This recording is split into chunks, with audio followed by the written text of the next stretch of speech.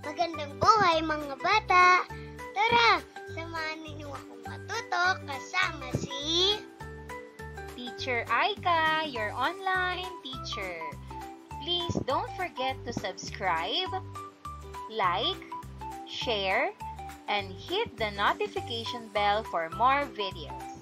Thank you! Matatag Curriculum, GMRC, Grade 2, Quarter 1, Lesson 1, Day 2. Ang ating paksa ngayong araw ay tungkol sa mga batayang impormasyon tungkol sa sariling pamilya. Muli, ako si Teacher Aika, ang inyong online teacher. Simulan na natin! Kasanayang pampagkatuto na ipakikita ang pagpapahalaga sa sarili sa pamamagitan ng paggamit ng batayang impormasyon sa mga angkop na sitwasyon. Mga layunin. Una, naiisa-isa ang mga batayang impormasyon tungkol sa sariling pamilya. Pangalawa, naiuugnay na ang mga batayang impormasyon tungkol sa sariling pamilya ay mahalaga sa pagkakaroon ng kamalayan sa sariling pagkakakilanlan tungo sa pagpapahalaga sa sarili.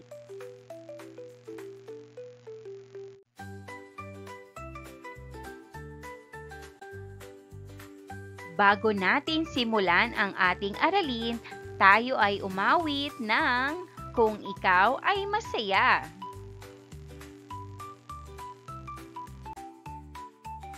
Natatandaan ba ninyo ang ating aralin kahapon? Sa pagkakataong ito, bigkasin muli ang tulang Ang Aking Pamilya.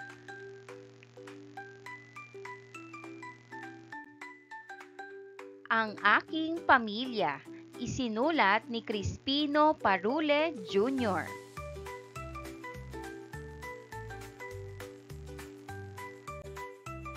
Ang Aking Pamilya, isinulat ni Crispino Parule Jr. Sa aming munti at payak na tahanan, tunay na nadarama pagmamalasakit at pagmamahalan mula sa aking magulang o tagapangalaga man. Kapatid at iba pang miyembro ay maaasahan.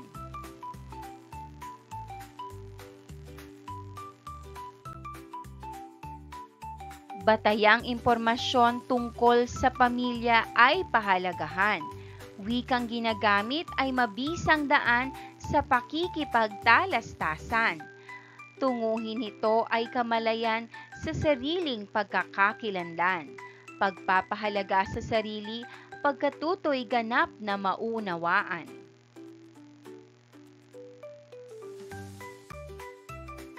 Ano-ano ang mga batayang impormasyon tungkol sa pamilya na ating tinalakay kahapon?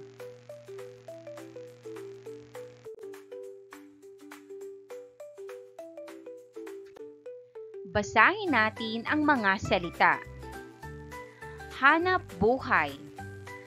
Hanap buhay. Tirahan. Tirahan. Lungsod o bayan na kinabibilangan. Lungsod o bayan na kinabibilangan.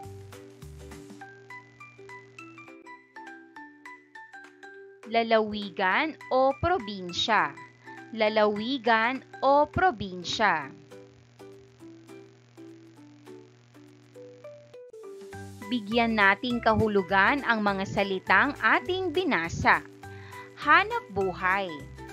Hanap buhay ang tawag sa pinagkakakitaan o ikinabubuhay ng pamilya. Lungsod o bayan na kinabibilangan. Lungsod o bayan na kinabibilangan ang nakasasakop sa lokasyon ng tirahan.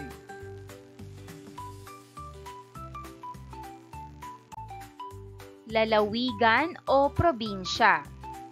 Lalawigan o probinsya ay ang pangunahing unit ng lokal na pamahalaan na hinahati sa mga lungsod at mga bayan.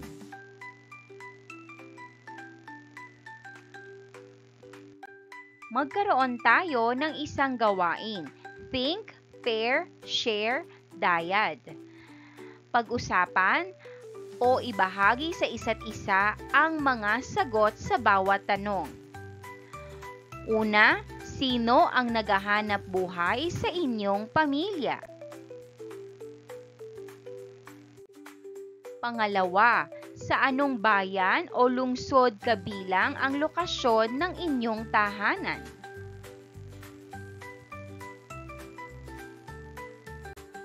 Pangatlo, saan ang inyong lalawigan o probinsya? Ibahagi ang iyong sagot sa klase.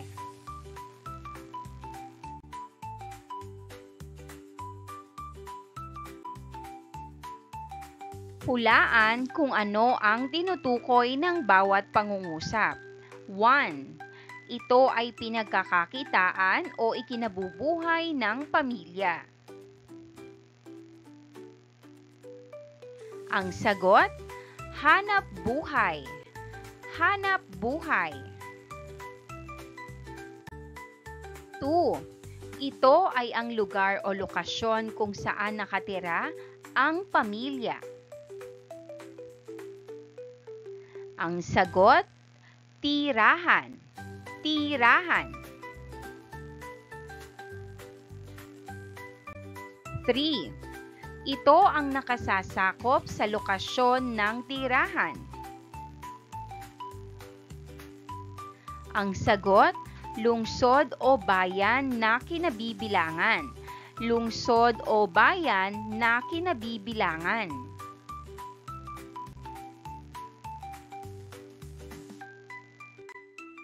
4.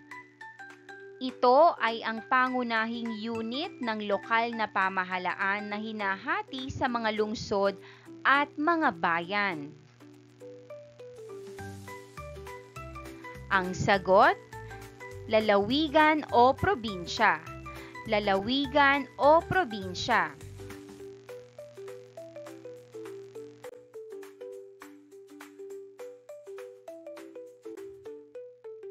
Isulat ang angkop na letra sa bawat patlang. Ilagay ang sagot sa sagutang papel. 1.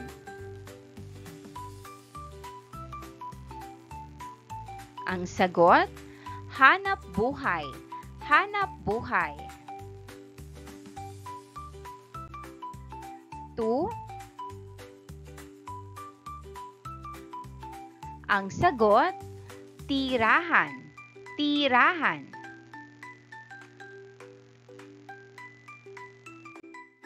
3. Ang sagot, bayan. Bayan.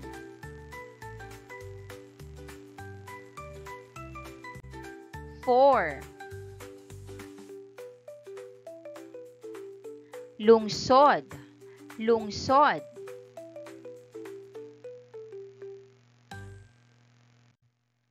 5. Ang sagot, probinsya. Probinsya. Basahin natin muli ang mga salita. Hanap buhay. Tirahan. Bayan. Lungsod. At probinsya.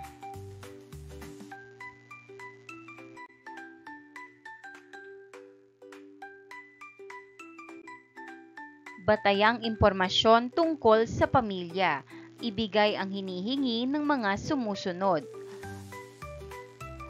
1. Ako si Patlang. 2. Ang pangalan ng aking mga magulang o tagapangalaga ay sina Patlang. 3. Ang ginagamit naming wika ay Patlang. 4. Kami ay nakatira sa Patlang. 5. Ang kanilang hanap buhay ay patlang. 6. Kami ay patlang na magkakapatid. Sila ay sina, patlang, patlang at patlang. 7. Ang aming probinsya ay sa Patlang.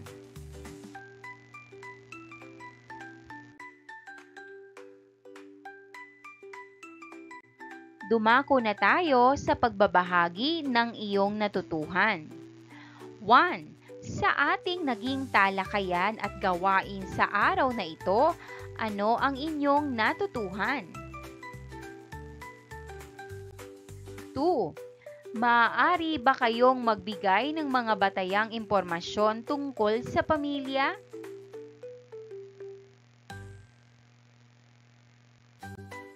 3. Mahalaga ba na inyong natutukoy ang mga batayang impormasyon tungkol sa pamilya? Bakit? 4. Anong pagpapahalaga ang nalilinang kung may kamalayan sa mga batayang impormasyon tungkol sa pamilya? Ipaliwanag.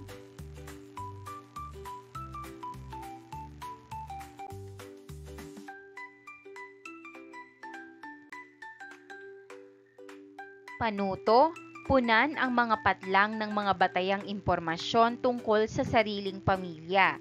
Isulat ang sagot sa sagutang papel.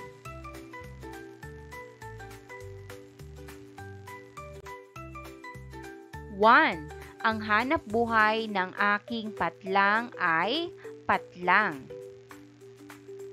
2. Ako ay nakatira sa patlang.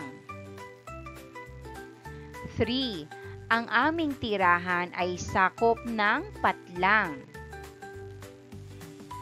4. Ang aming probinsya ay patlang.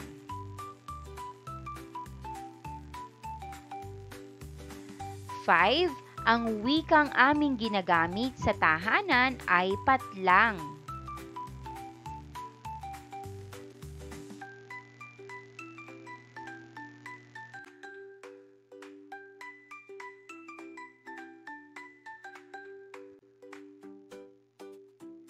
Mahusay ninyong natukoy at naisa-isa ang batayang impormasyon ng sarili. Sa pagkakataong ito, ay gagawa tayo ng family portrait. Una, sundan ang family portrait na ipapaskil sa pisara. Maaaring gumuhit o gumamit ng anumang malikhaing paraan. Pangalawa, isulat ang hinihinging batayang impormasyon tungkol sa pamilya. Family portrait ay maaaring gumuhit o gumamit ng anumang malikhaing paraan, gabay ang mga batayang impormasyon tungkol sa sarili. Una, magulang o tagapangalaga. Pangalawa, hanap buhay. Pangatlo, tirahan. Pang-apat, bayan. Panglima, lungsod. Pang-anim, probinsya. At pang-pito, wikang ginagamit sa tahanan.